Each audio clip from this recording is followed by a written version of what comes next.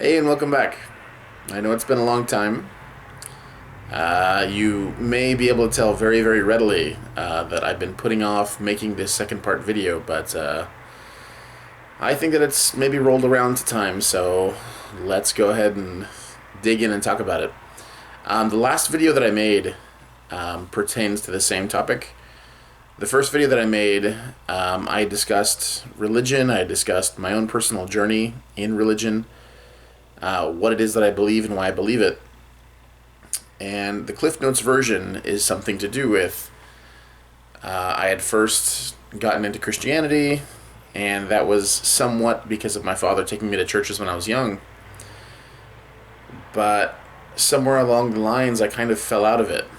And I'm going to talk a little bit today about why that is. But in a brief sense, I went from that to finding Eastern religions and finding a lot of wisdom in them. But even though I really enjoyed learning about the philosophies of Buddhism, I always felt something wrong with it. And even though I had studied both at the same time, I had studied both Buddhism and Taoism at the same time, I found myself much more drawn into Taoism. It just seems like a much more wise philosophy to me. And the main flaw was that Buddhism, in its seeking emptiness, I feel like it just makes your life empty. So even when you accomplish what you're supposed to accomplish, I don't feel like you're necessarily living life wisely and correctly. Whereas I feel there's so much more wisdom in Taoism because there's no ultimate right or wrong answer. You know, there is good and there is evil. There is black and there is white. And there's no getting around those things. No matter what you do, you're not going to avoid having badness even as part of your own soul, even if you're trying your best to be a good person. So I wanted to talk a little bit about more why I had felt that way, because, and this also goes back to something I had said before when I was doing one of my reviews for the arcade game, Knights of the Round. I had mentioned that when I was young, I was so into fantasy. I was so into fiction. You know, I had read J.R.R. Tolkien, I had read, C.S. Lewis, I had read all these fantasy type books, and I feel like I wanted so much to believe in magic. Like when I was a young kid, I always wanted to believe in magic. But the thing is, you grow up, and you have your life experiences, and it seems like when real things become real, the more you believe in magic, the more foolish you seem to be. It seems that you're not really keeping your eyes open to reality. And I think that for me, one thing growing up that really helped me was joining a team. When I was 15, 16, 17, I had played football for my high school. And that was really eye-opening. Again, that was the difference between what you see on TV and the reality. And when you're actually playing sports, when you're actually competing against somebody, that part of you that kind of thinks of yourself as special gets challenged. And it gets challenged immediately and directly. And you start to learn that, number one, you get humbled. Because even if you're trying your best, even if you're putting your best effort forward, it's like, wow, other people, they can do this better than I can. And it destroys that notion of how special you are, I recall one time, a friend of mine was telling me that old story about, there's that old phrase, I think it came from a movie, let's win this one for the Gipper. It has to do with this old, story at Notre Dame, a guy named George Gipp. Everybody wanted to win it for him, win the game for him, win this one for the Gipper. And I remember a friend of mine saying, like, yeah, isn't that usually how it happens? You have this inspiring story, it just inspires everybody. And they get out there and they start playing their best and they win, And the thing is, that's what you see in a Hollywood movie. But if you've ever been out there really competing, really putting yourself on the line, even if you have the most Hollywood setup for the story, you don't have a Hollywood ending. And that's what you learn about the reality of life. So it's like, it could be, your star player, his grandmother is dying, and his wish is he wants to score a touchdown for her and all this kind of stuff. And then maybe he gets blown up, like he gets smashed that game. That's reality. That's what you have to deal with in the world of reality. And I think that kind of opened my eyes, little by little. And it's heartbreaking, but, that's just what reality is. And, I recall one time our coach kind of came onto the field. Like, we had our backs against the wall. We had to stop them, in order to win. Our coach came out there, and he had this huge, grimace on his face. And he didn't say a word. He just kind of glared at each one of us, looked us all in the eye. And he's like, "Stop him." And then he walks away. And it's one of those moments, it's like, oh my God, we got to do what Coach said. We got to work our damnedest to stop these guys. And then they dink a touchdown pass over our heads. That's just reality. That's just how life really is. You can't...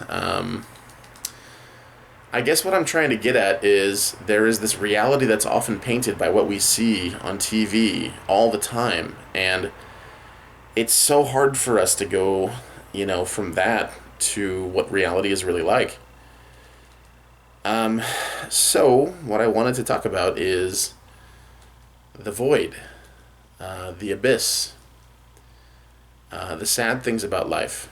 And I should have said this at the very beginning of the video. I'm going to talk about some things that are extremely graphic and extremely sad. So if you want to turn the video off right now, I do not blame you. That's totally fine. You have my consent.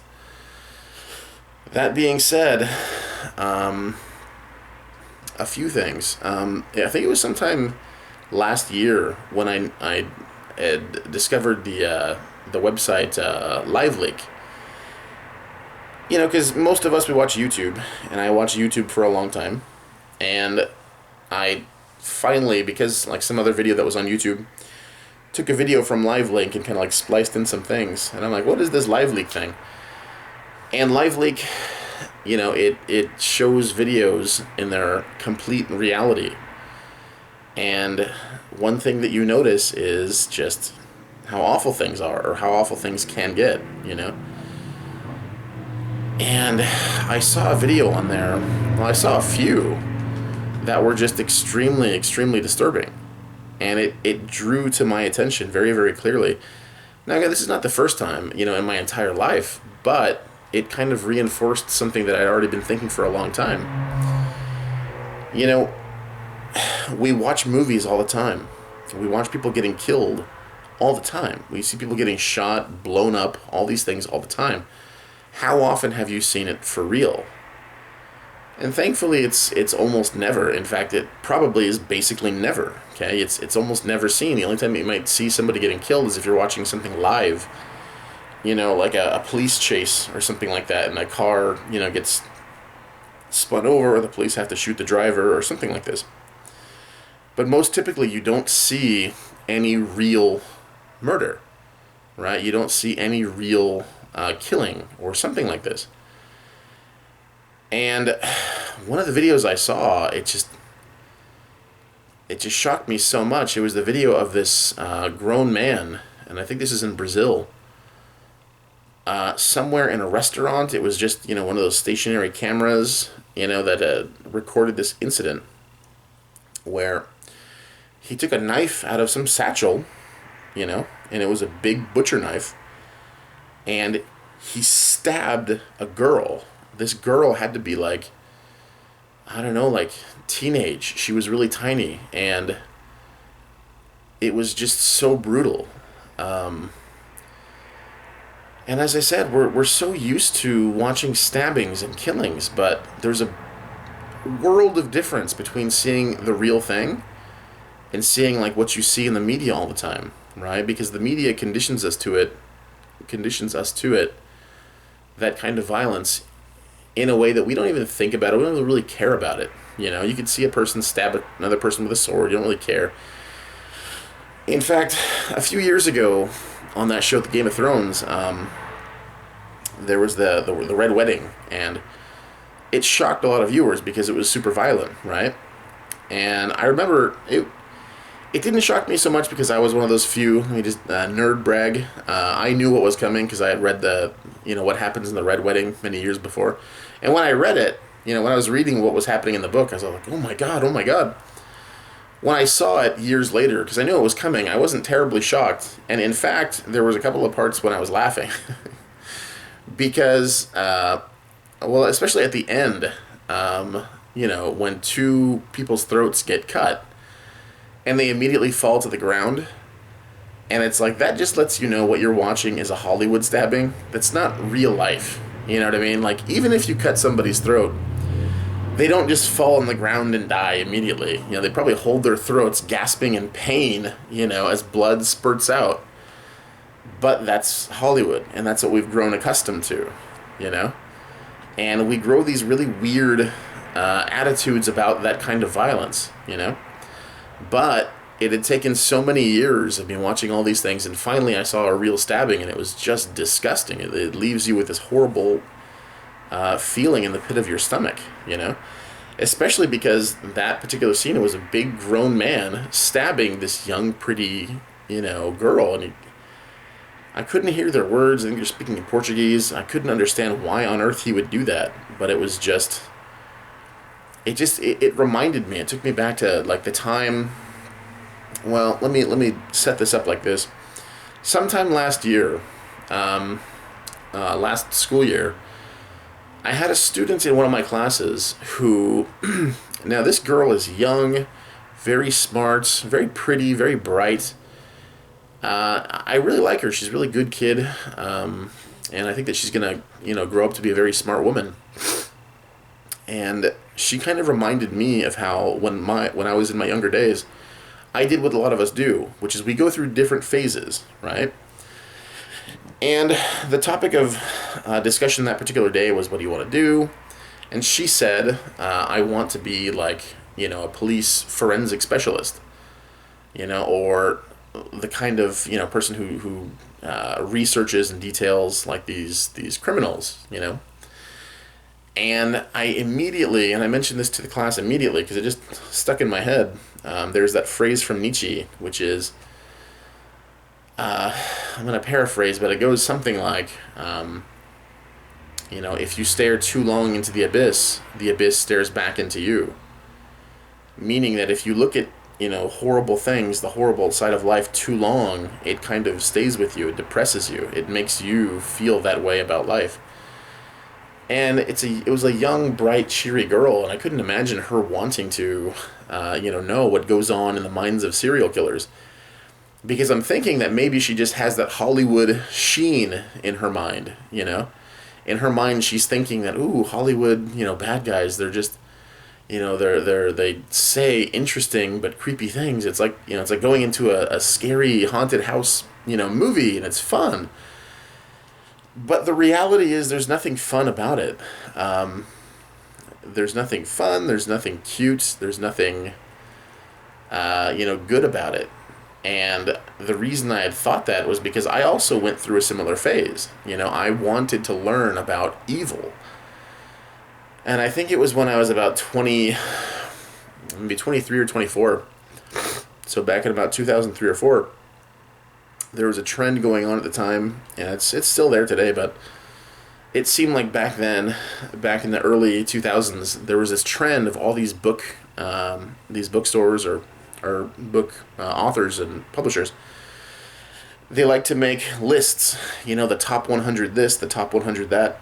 And, I recall buying a book called The Military 100, which was about, the top 100 military minds in history. Napoleon was on there, and, Julius Caesar, George Washington was number 1, which I thought was really questionable, but, whatever. And during that whole phase, I had bought a book called The Evil 100, which I had since sold long ago. But again, I was going through that phase, and I was just like that girl that I'm mentioning from my class. I had this curiosity, and I wanted to know a bit about serial killers. And what I found out, and what I think anybody would find out once they discover the reality of it, is that there's nothing good about it, There's nothing, there's nothing fun, there's nothing interesting to know.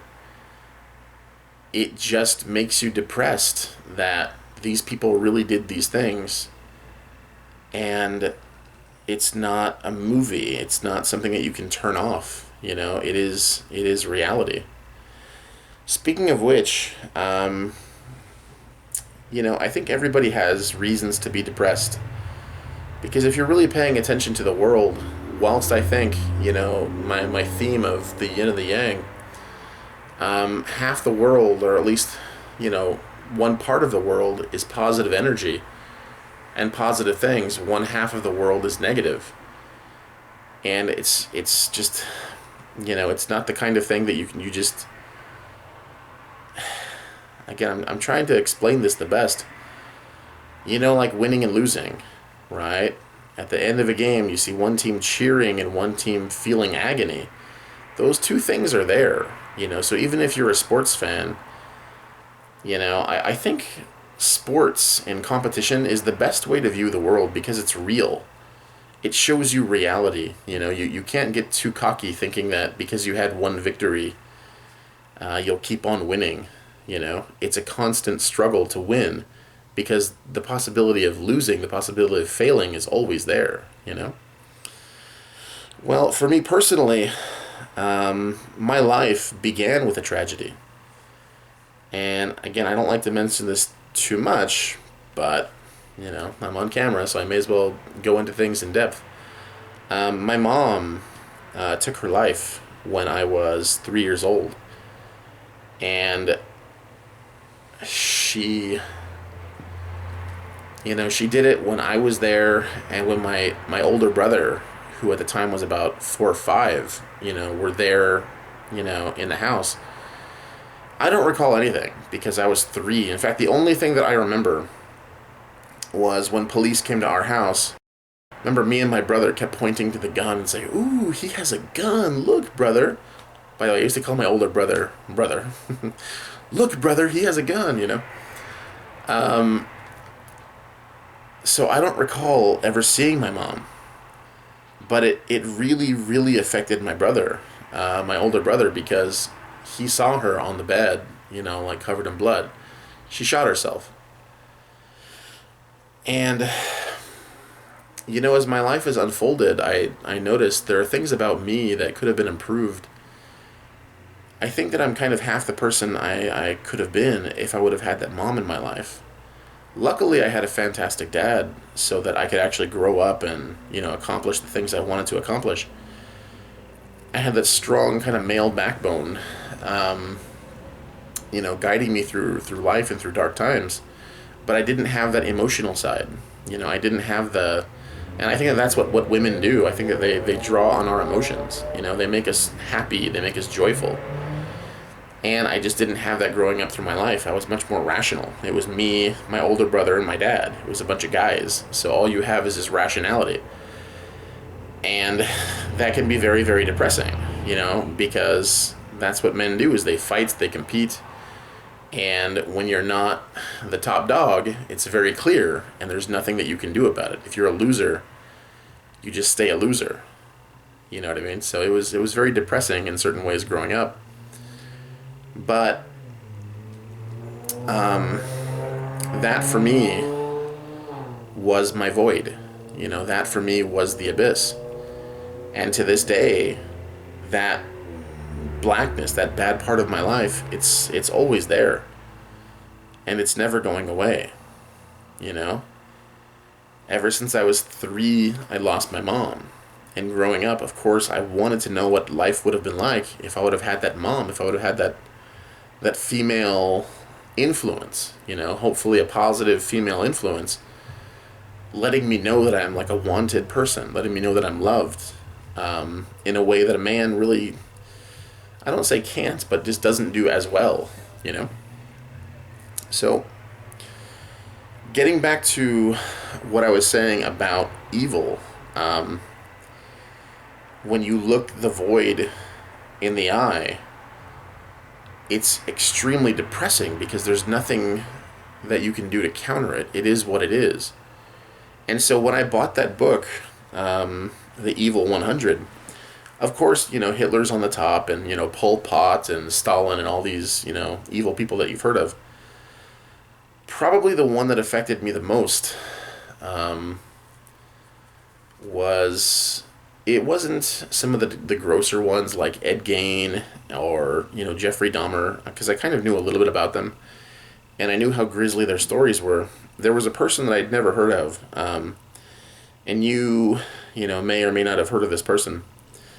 There is a serial killer named Albert Fish, and I'd never heard of this person, and this person was ranked fairly high on this particular list. I think it was like number 9, And so you hear that name, and you see this picture of this, looks like an old, Jewish guy, and you're like, wow, how is this guy number 9 on the list of the most evil people of all time? Well, for those of you who know his story, it's pretty disgusting.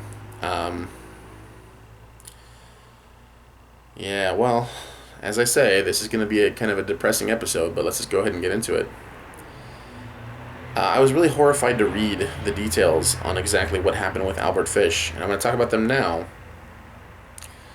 So Albert Fish was this old, crazy guy, and he had done one of the things that was just so appalling.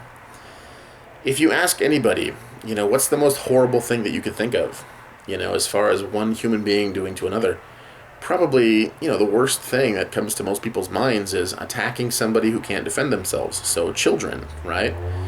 Attacking a child, raping a child, killing a child is like the most disgusting thing that you could think of. Well, Albert Fish took that about a step farther. There was a person, there was a trusted friend of his family, or I can look up the details later, but essentially there was, someone that he was fairly trusted, and they had a daughter, an 8-year-old daughter. And so Albert Fish killed her. He strangled her to death. And not only did he kill her, he ate her. And it's just so depressing to think about, because, he wrote a letter, I think, that was like taunting to the police, where he gave all these details. So he explained in detail what happened, which was that he, this absolute freak of a human being, jumped out at her, when it was just she and him alone in the home, and he was naked. And when she saw him naked, she started crying. And like every detail of this, it's so depressing, because you can imagine it. I have a child who's 8. I can't imagine, anything bad happening to him. But it was described in all these detail. And, I think that the bones that they had found had shown he had done pretty much what he had said he had done. He chopped her into pieces, and then he ate her. And so then you have to ask yourself, honestly, and this was the only kind of good thing about diving into the abyss, is because it's at that point you ask yourself, what do you really believe? And you ask yourself deeply, what do you actually believe? Well,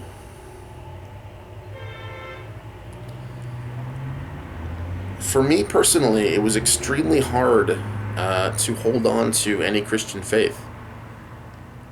Again, this was sometime in my early 20s when I read this, when I found out about this. And it's really hard to hold on to that, because even if there is a God,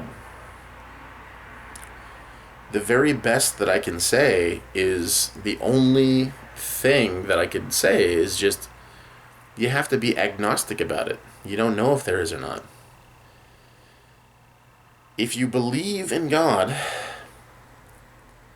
can you give me a single incident that's less morally ambiguous than this?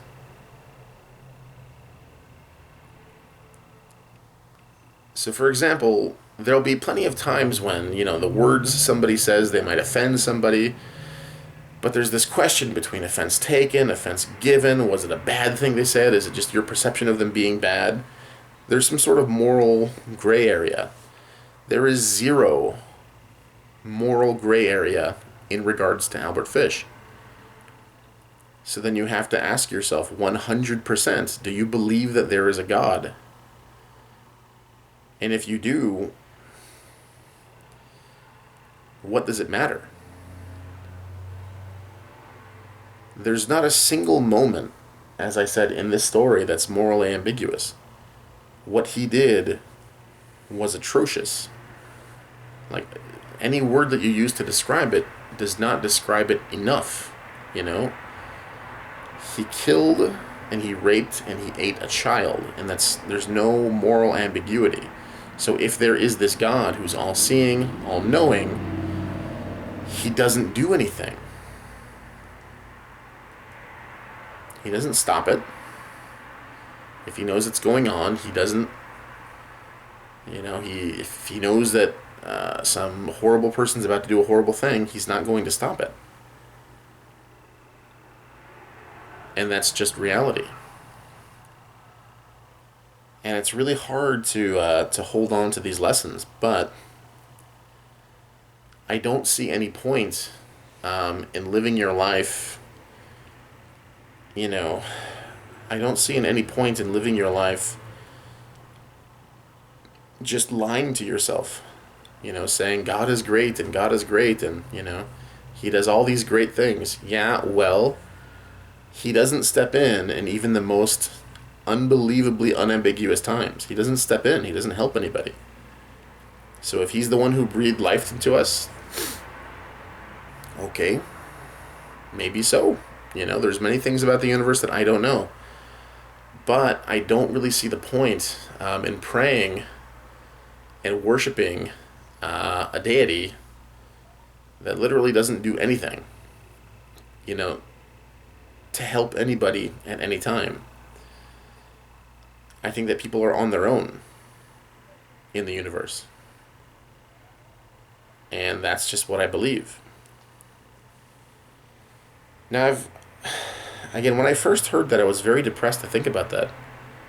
And I have my own depressions to think about, the bad things that have happened in my life. Fortunately, nothing that bad, but some very bad things, right? That particular case, again, you ask yourself, what do you really believe? I get so mad at people who are so hokey about Christianity. Like, do you believe it or do you not? Because there are serious things that are happening in the world. Do you believe it or do you not? Do you believe that there's a place called heaven that we're all going to go to when we all die? Do you believe that? Do you believe that there's a place where sinners, unambiguously like this Albert Fish guy, do you believe that there's a place that he's going to go to and he's going to burn for all eternity? I've thought about that for many, many years. And the answer is no. I don't believe that. Even as much as it stirs my emotions against a person like that, as much as it really, hurts me to even talk about a kind of thing like that, do I believe that this person deserves to burn for all eternity? If you think about it deeply, the answer is no. Does he deserve to lose his mortal life? Yes. Does he deserve agony and torture for what he's done? I believe yes. However, when you say the word eternal, I don't think people know what they're talking about. No, I don't think that it should be eternal. I don't think that there's anything that you do, anything that you could possibly do, that leads to burning in a lake of fire for the rest of your life. I don't believe that. I believe that the world is as it is. I believe in science and I believe in nature. And that's what I believe in. And I don't think that, nature is this happy, Mother Nature that kind of holds you by the hand and, leads you to the land of milk and honey and plenty for everyone. I think that nature is very, very hard-bitten and brutal. And I think that science, man-made technology, is the only thing that keeps it at bay. And it's the only thing that makes life livable. But again, that's just my opinion.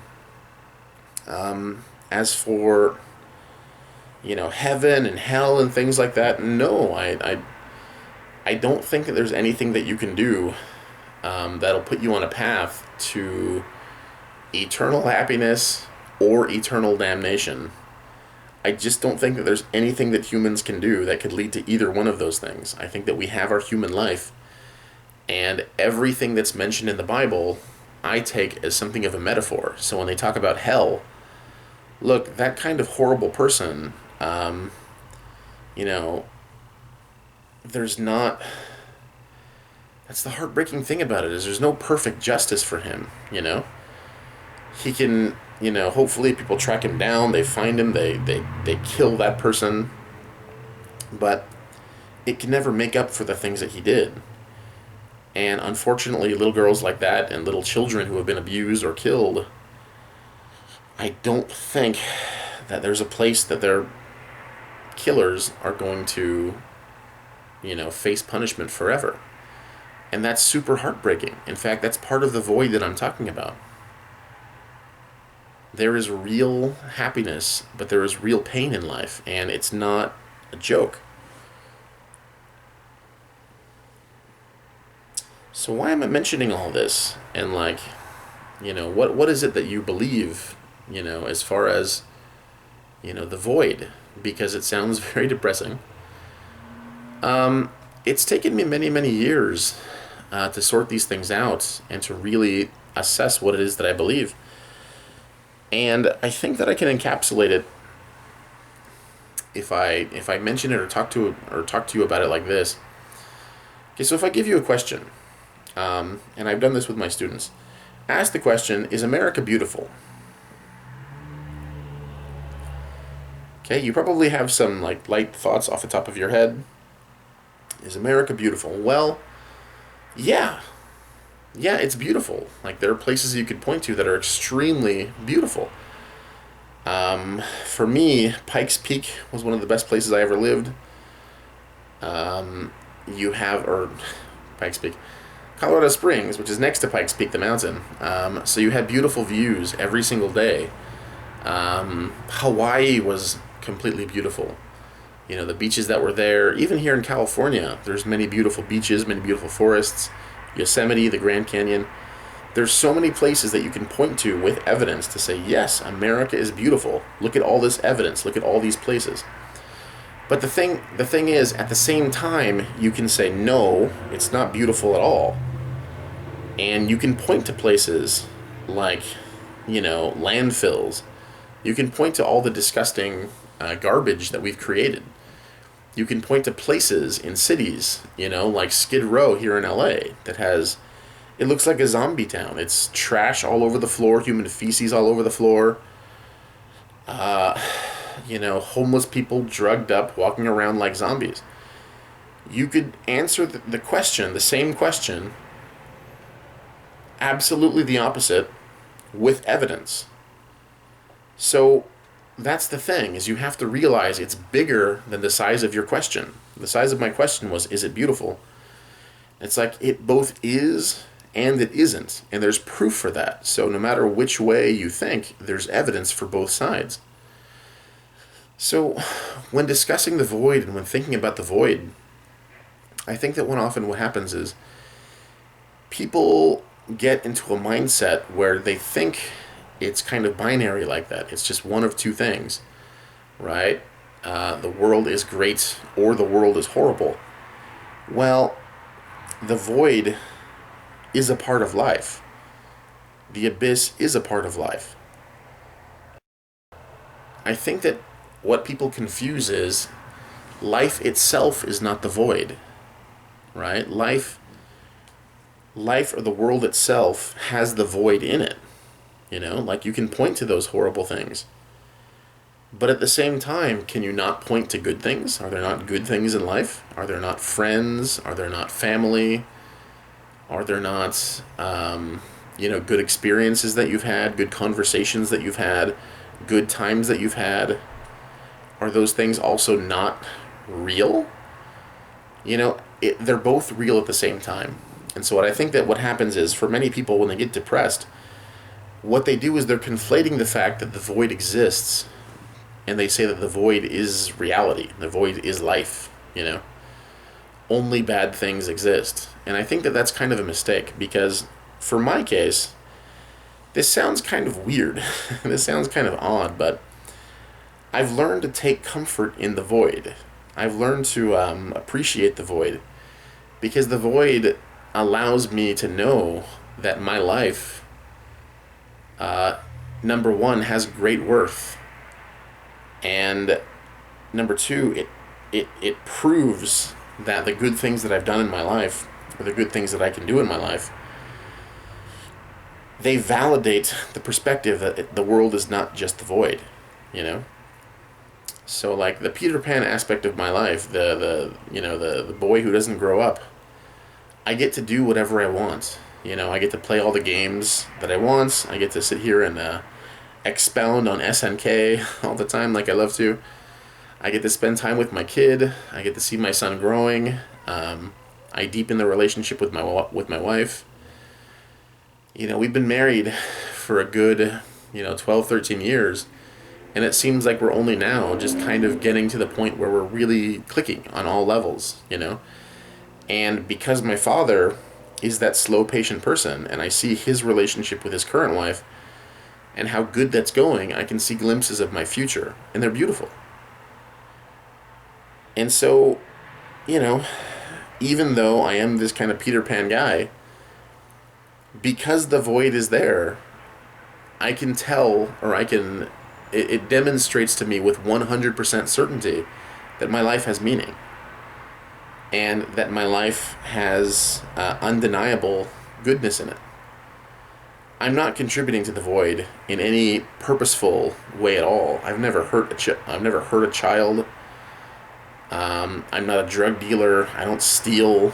I don't do any of these things. But sometimes, I question myself and, should I be doing this? Should I be doing more? Should I be out there curing cancer? Should I be, running for political office and trying to influence the world? No. It would be good if you can do extra things, but if you're keeping that baseline and if you're not contributing to the void, if you're not contributing to the horrible things in the world, then your life, as simple as it is, as... how can I say, as, non-Hollywood as it is, it's amazingly beautiful. And you have to keep in mind that the void, the abyss, never goes away. But you can't confuse it with the world. The world has both. That's why I think that Taoism was always the answer for me, because, there's good and there's bad, and they're never going away, and that's fine, because no matter how bad things get, life keeps on going on, and you can find more than you think that you can. You can do more than you think that you can, and your life is worth more than you think that it is, especially if you're not contributing to the void. So, in either case, I hope that discussing these things was not, disturbing. I think that, going over those details, they really bother me, but I don't do it so often. Every now and again I will, just to kind of reaffirm, that is how life is in some cases. But it's not to be confused with life. Life is both ups and downs. And understanding that helps you to understand reality. And again, competition, helps you understand reality. Anyway, I hope that you've enjoyed. Please leave any comments that you have, any thoughts of your own on the subject. And I will sign off. Mite kurite. Arigatou gozaimashita. Sayonara.